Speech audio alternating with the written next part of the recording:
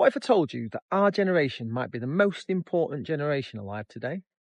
Not because we're smarter, not because we're stronger, but because we remember two completely different worlds. You see, we remember life before the internet, before smartphones, before social media, and before every opinion became a performance. This was a time before every mistake was uploaded online forever, before politics became tribal entertainment. Most of us couldn't have even told you the first thing about foreign policy.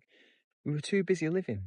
We played outside until it got dark, knocked on our mates' houses rather than sending messages, fell in love, got our hearts broken, made mistakes, started again. Our lives weren't curated, they were lived. But then the world changed, technology accelerated and politics became theatre. Algorithms replaced conversation and identity replaced character.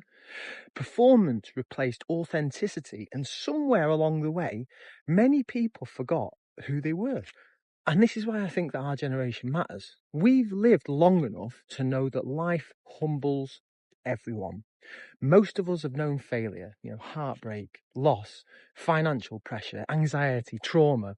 And we've also discovered that nobody is coming to save us. And somewhere in all of that struggle, we've done the work. We've been brutally honest with ourselves and we've accepted responsibility. And as a result, we've become better people. Not perfect, just wiser. Our egos have been chipped away by reality, and we've stopped needing applause from strangers.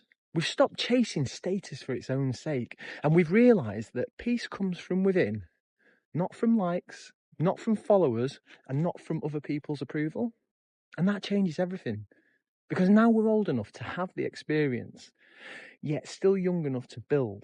Old enough to understand the consequences, yet young enough to shape the future. And we're standing in a unique place in history because behind us are the generations who built the modern world, but are understandably holding on to what they've spent a lifetime creating. And ahead of us are a younger generation who've inherited extraordinary technology, but often very little certainty. Many of them are still looking for meaning in their lives, trying to discover who they are in a world that tells them who they're supposed to be.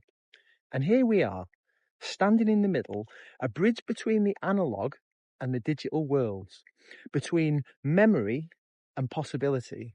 And perhaps that's why this moment feels so important, not because we have all the answers, but because we've lived long enough to ask better questions.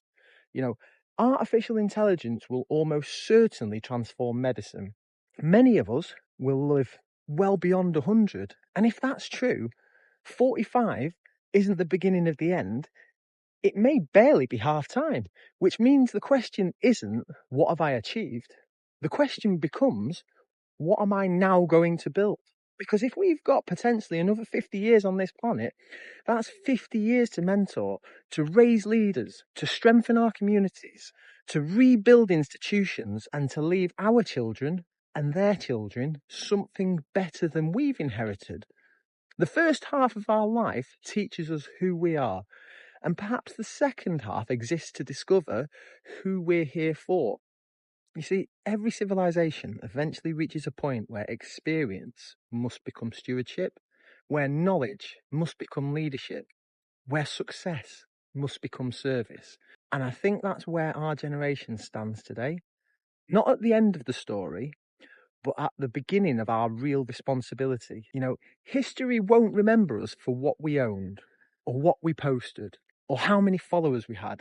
It will remember whether, when our time came, we stood up, accepted responsibility, and left something worth inheriting.